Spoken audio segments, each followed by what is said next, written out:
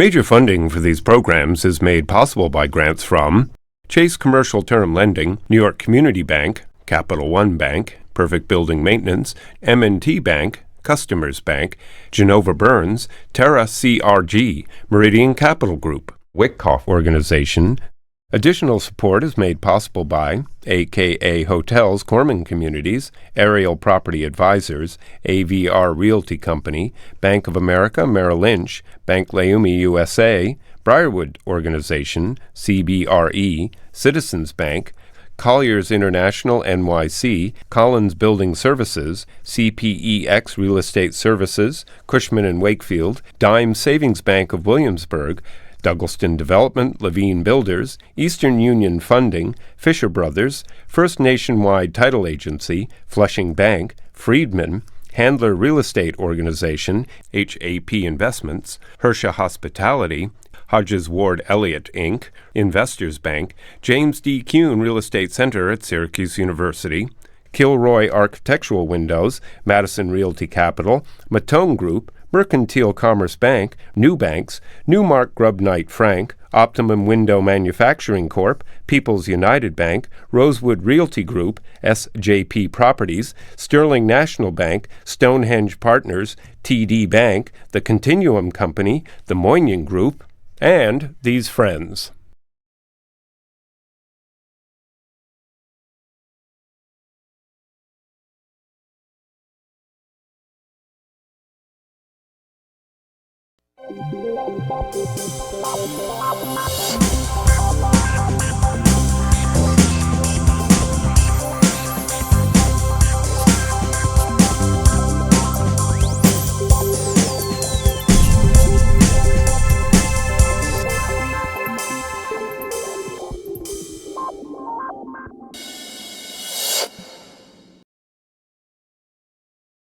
Residential development in New York, rental, condo. What's happening in the region? We have New York City, we have Westchester, we have Edgewater. There's a lot of things happening. We're seeing markets changing and growth. And then there's a question of how good is the market? So today I've been able to assemble 4 business leaders, 2 bankers and 2 developers, to discuss how they see the residential rental and condominium market and for sale market in the region. My guests today include Matt Galligan, who is the president of CIT Real Estate Finance, Joe Cotter, who is the president and CEO of National Resources, Boaz Gilad, who is the CEO of Brookland Capital, and last but not least, Matt Petrillo, who is the group vice president at M&T Bank. So I have lenders over here and I have developers over here. As a lender, how do you see, people said the first 3 months of the year were a little questionable. People didn't know. I think part of it was the reaction of the stock market going down to 15,500. How do you see the world on residential development? Well, I think that the world and I'm prefacing, Matt, rental and for sale development. Yeah, I'll speak specifically to for sale. I think that the for sale market is stronger than people anticipate by reading the headlines. And notice I say stronger than they anticipate. I'm not saying it's wildly stronger, but it's good, solid sales type momentum. My understanding is that the traction is increasing, that as you said, Mike, it has been slow. The one thing that I think has distorted the market are the ultra high-end units, which have in fact slowed down, probably trickling. So there has been a very much an adverse reaction there. And the ones that have been sold have increased the numbers, the condos numbers, so that the average sale is about $3.2 million. But I think the sales are out there. I think that the inventory is very low. It's 5,200 units. And as long as rates stay low and there's increases in employment and disposable income, units are going to sell. You do a lot of development predominantly in Brooklyn, right? Yes. So how many units do you have under development today? Over 1,000. And I think the question is mid-size and price-wise. Yeah, so it's interesting because I think I agree with you that the absorption rate is slower a little bit because it was a little crazy a year and a half ago. I think when we opened a building in December last year, that's there was 200 people in the first open house. We got nervous. It reminded us a little bit of 2007 again. We don't want to be there again. Now it takes us 3 to 4 months to finish a building, but we haven't dropped any prices. So what are the prices in your developments? it moves from as high in Park Slope of $1,300 square foot to as low as $750 to $800 in Bushwick, Crown Heights, and Bed-Stuy. And how large are your units? So for my audience to figure out what the price of a unit would be. So we really cater to the first-time buyers. Our average, what's called hipsters in Brooklyn, 22 to 35. They don't think per square foot. They think about how much can they carry a month. So those prices are as low as $450,000 for one bedroom to as high as $700,000. And how difficult is it to secure a mortgage? It's very easy. The amazing thing is that those are real buyers, and we keep statistic of how much down payment people put. A lot of our buyers put 40 and 50% down payment, and my theory about it is that because of the zero interest rate for now almost 10 years, parents give money to their kids, because it used to be traditional. You save money, you put it in CDs, and you live off it when you go and retired. Right now, it's been almost 10 years that people cannot make any money by leaving See, them. Matt and I, it's interesting. We have a friend who, for estate planning purposes, gave his kids their properties, and now they're tenants over there. So the whole question is if they'll accept the payments over there as opposed for the apartment. It's amazing. I see most closing people bring a check not from themselves. So they'll get a 60% financing with 20% down payment from their pocket and 20% from their parents. So those are real people who work corporate jobs, Midtown and Wall Street, but because they're young, they want to be in Brooklyn. So you'd say the average buyer, your group is what, 25 to 35? Yes, even younger. So they're the first-time home buyer. Absolutely. They'll live there for 3 looking years. over there to get. Joe, you have development. You have Tarrytown. You have Bergen County. What are you seeing today in the for sale? Well, we're the largest for sale home builder in both Bergen and Westchester County that no one's ever heard of. But tried to give it the exposure today. Well, here we are. Most importantly, what's happening now is the velocity's really increased, particularly in the last 6 months. And what's unique is the international buyer has slowed down. We're getting real Americans now who I think have finally, as you just mentioned, have either saved for their down payment or are getting help. Our demographic is probably, we have empty nesters too.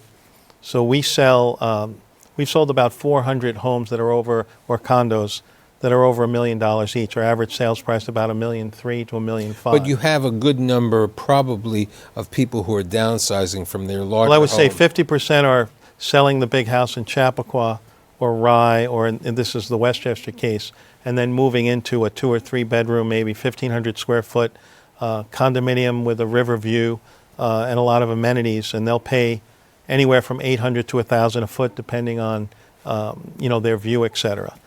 In Bergen County, it's slightly different. We have 1-bedroom units there, so we are selling things that are, let's say, in the $600,000 absolute price, maybe 800 to 1,000 square feet. Is that the Edgewater? Edgewater, yes. It's between 96th and 105th, across from Manhattan, or almost from the boat basin to. And how far are you from the ferry? We're about 2.5 miles, so we run a shuttle service, which is typical along the Gold Coast. So far there's no product for sale. There's so much rental. From Jersey City to Fort Lee, there's maybe one other competitor that we have because no one's building for sale. So the rental market's pretty competitive, but for sale, there's no one else there. We're going to allow him to get a passport. He remembers Jersey City, but he never knew Bergen County. No. Yeah, So- we're right on the Hudson-Bergen border, so you can go send your kids to school in Edgewater, which is not so easy to the public school system in Hudson County and many communities. Now, you were talking about the shuttles, which, it's subway. If we're close to the subway, it's fine. But my friend Alan Goldman, who you know at SJP, who built the Modern. Beautiful building. He told me that about 50% of his people who are residents are taking the shuttle across to 176th Street over the bridge. So the shuttle is really important, and I think that relates to a subject that we discussed before, which is partially true, and we're going to get to you in a second, Matt, on transit-oriented development. What Boaz has done in Brooklyn is, in the neighborhoods that you're at, you're relatively close to the subway. It's all about subway. And the biggest conversation now is the L train. Because every buyer, we're selling a project on Cooper in Bushwick. We have 11 projects right now in Bushwick. And the buyers are talking about what will happen to us when the L train either shut down or slow down, etc. It's a big conversation because it's all about how do you get to work and what's the quality, how much time do you want to sit in traffic. If you choose to live in an urban area, whether it's across the river or in Brooklyn or in Manhattan, it's all about how fast can I get from work and to work. It's no longer about sitting in traffic. Right. You know, there is the discussion by the mayor and the Brooklyn Chamber and all the others about the light rail, but the light rail in New Jersey was easier to build than the light rail is to build in the city because of the utilities, and it's a different type of track and everything else over there. When you're looking at residential, and you're an active player, M&T is an active player, you're in the New York market, and and then you have Hudson County, I mean the new bank. How are you looking at the market today? So I have to agree with Matt. We're involved on both the condo and the rental side. I think that the market is actually stronger than the headlines might suggest. I think what sticks out in your mind are the headlines about some of the more frothy submarkets, the 57th Street, the Billionaires Row locations. But we're involved with several projects that continue to sell at a really strong pace. For us, it's we obviously it's always about sponsorship and doing business with people who have tremendous experience in their markets and commitments to the markets, but also that are building to a contingent that is actually, we look at more affordable projects below the $3 million threshold, which are selling very quickly. I recently moderated a panel for a charity maybe 2 weeks ago, and I had I had 4 developers, one who doesn't do condos. So I had 3 condo developers, including Toll Brothers City Living. And the comment that came out of it was that the buyer today is coming out there and immediately saying, maybe not to you and maybe not to your product, because this is Manhattan-centric, that they were saying. And even in Brooklyn, at the Brooklyn Bridge Park, the buyer is coming out and saying, what are you giving me off? What are you going to provide me? So they said that it shifted to a buyer's market as opposed to a seller's market. Have you seen that perception? It's not there yet, but you can see the atmosphere. People are trying. So right, this is the comment that they said. People are coming in and saying, so what are you going to give me off the book? Or what are you going to provide me over there? Or what additional amenity are you going to give over there? Yes. So you've seen it slightly. But it doesn't mean that we agree to it. I didn't say. No, I'm saying, but it's. I think the difference is when a year ago people came into an house, after so long of not enough development in the city, people just pulled their smartphones, took pictures, text their wives and their parents, can you help me? Let me, go to the mortgage broker, grab him, let's close it. So there was no really time to, now people come in, they see 3 or 4 projects, so they're trying, but we haven't seen a real change in prices. I think that there's a disconnect again because the headlines, when you're reading about the unsold inventory of ultra-luxury high units, you're assuming that that's across the market. And in fact, as you said earlier, Mark, I think when the stock market traded down, there were a lot of reasons for it. But there was some cramping in the capital markets. We're obviously very sensitive to those here in New York. Then people slowed down buying. But I think that they've started again, and from talking to real estate agents, I can hear them say that there's traction in the marketplace. If you have a unit below $1 million in Manhattan, it's Katie bar the door. Somebody's going to buy that unit, and it's probably going to happen on the Sunday that it's shown. I mean, people also want new. There's such a quest for new, and the international buyer, particularly the Asian or Chinese, almost 100% will buy new. So the other thing is the American buyer, because he's seen so many TV shows, et cetera, all want all these amenities. It's really an amenity race. So, what's happened is the New York City design and the way they have open plan and the very contemporary look and things like that. Those design features have now become part of the American buyer's wish list, and they want these rooftop amenities. They want big common rooms. They want, and it's trickled out to the suburbs, and they come out, and I don't think it's they're trying to negotiate the price as much. It's just, what amenities do you have for me? What can you offer me? Is your kitchen up to the standards of, a restaurant type kitchen, or, they want what they see in the New York marketplace that they no longer can afford. Now, I agree that the things have turned a little better, but this past Sunday, I did a little analysis in the Sunday magazine of the New York Times. The magazine was 84 pages. How many pages do you think had advertisements for condominiums for sale? Probably 72. No, I mean... No, but I'm saying quite a lot. In 15 to reality, 20 probably, no, it was right? 26. More than it's been, right? Okay, more than it's been in years. So, and the first 13 pages of the magazine were all advertisements. So just looking at, print media was not being utilized that much. So print media is being utilized more than it is and those were all luxury. Exactly. Right, I Okay, think that that's was the key. that was all the luxury units. Okay, those were 50 UN Plaza. That was Riverside Place. The Extel property and some others. So the market is a little different, and I think it's a tale of two cities, as one would say over there. There's no question. How difficult is it to find land today for both of you in development? Well, very difficult, only because the rental multifamily buyer or developer, is looking for everything in sight, because there's still a lot of financing. So the needle in the haystack is for a developer to find construction financing for sale. So one of the reasons why we are one of the few groups that are doing in Westchester and Bergen is there's so few banks that will actually lend for sale in those markets, and few developers who want the risk of for sale on larger projects. So I'm in those going markets. to throw the question back to both of you, and then to Matt over here.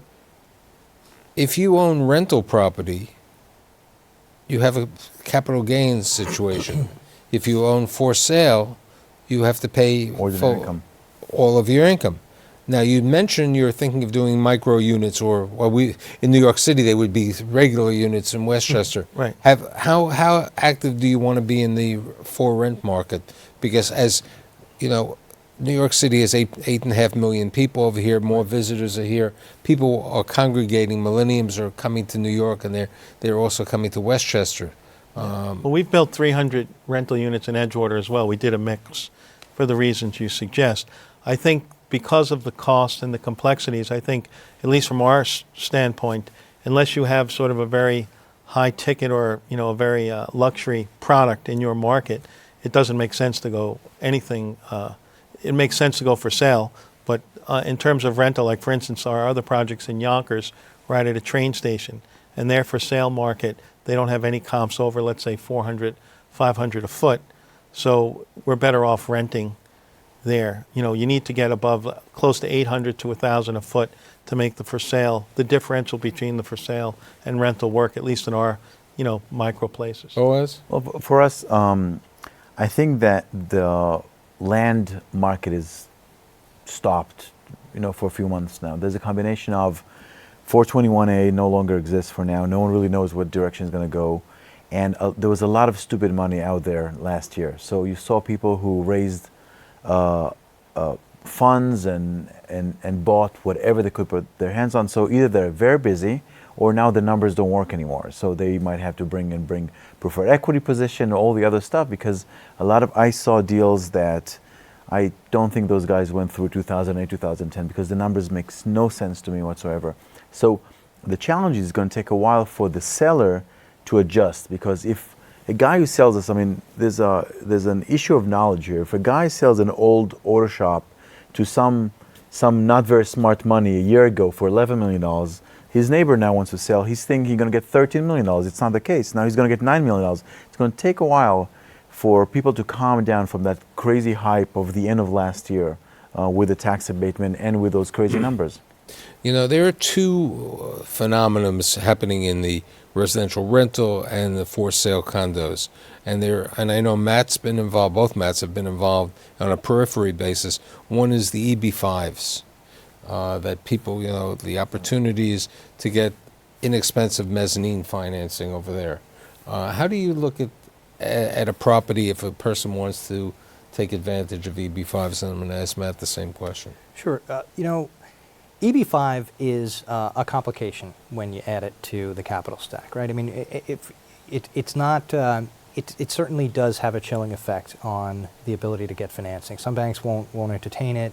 We will for the right customer. We want to feel fully insulated from ever having a situation where the EB5 center steps in and could have any sort of control of the project. And more important than that, we want to be, as with any construction loan, but even more acutely with EB5, we want to be in a project, we want to be with a developer where we can't foresee there ever being a problem, where it would be so remote that there could ever be any sort of issue. That the developer could step in and take care of the difference personally in case there's a problem. That's exactly right. Okay. How about you? We've had a similar experience. The way we got involved was one of our major clients came to us with an EB5 deal, and we studied it and we went forward on it. We would never seek out a deal exclusive, because we wanted to do EB5 financing.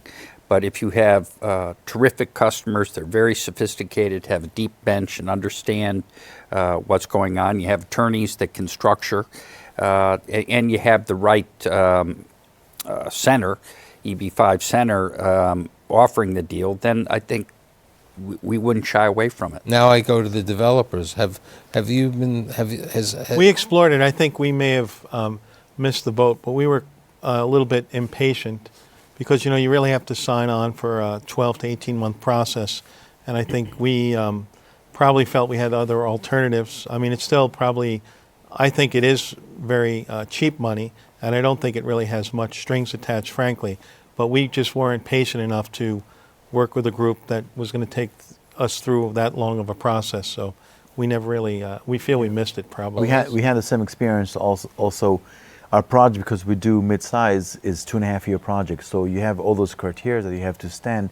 And unless you do a very large project, you can't use the EB5. So a combination of signing with someone for 12 to 18 months to go through the whole process, and then I had to really stretch my construction process just for the sake of fulfilling the obligation to the EB5.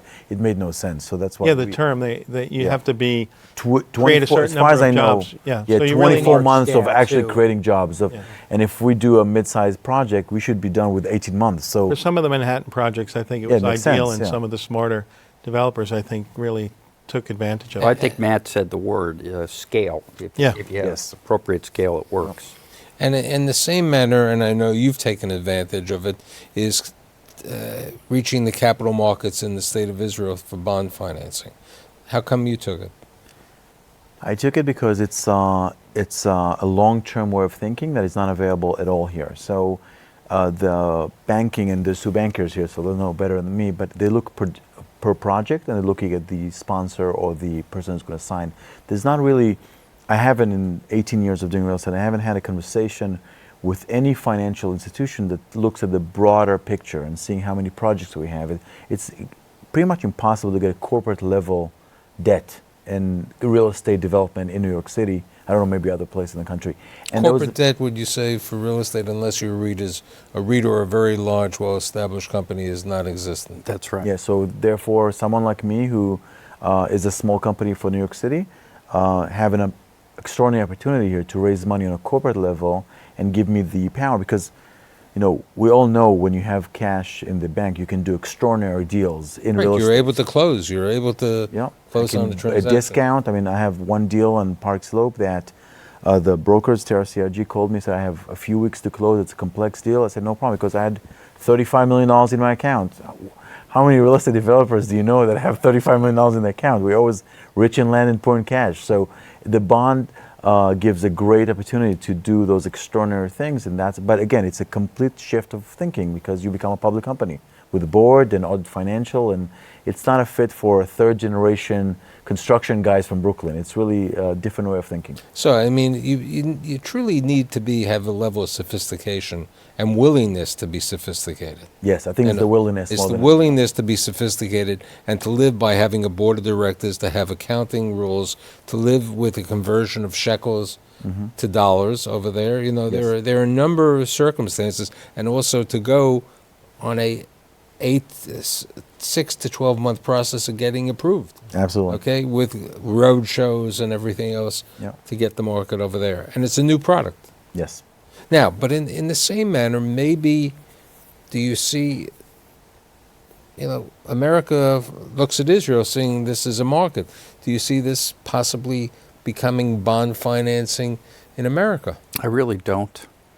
I think that we've become very accustomed to single asset deals, and with the complexities of developers and cash flow coming and going from different places, we've said, fine, the easiest way for us to deal with that is to deal with it as a single asset, and if we have a problem with our asset and they can't remedy the problem, then we'll own the asset.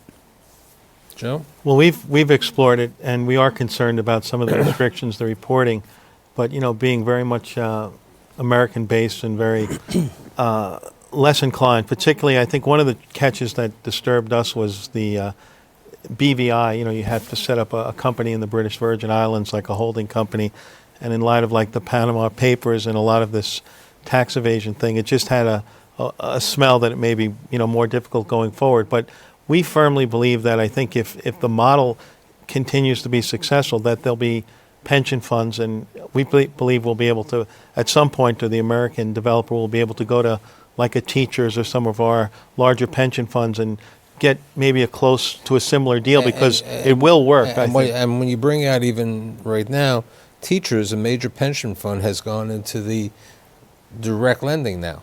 Right. So they have followed that approach, and they have a platform right now that's lending on debt. There's no reason why some of the big American institutions, particularly in this chase for yield for good sponsors, Yeah. may go down. It's really about, I think someone mentioned it earlier, maybe it was you, Matt, about scale. It's really about the size.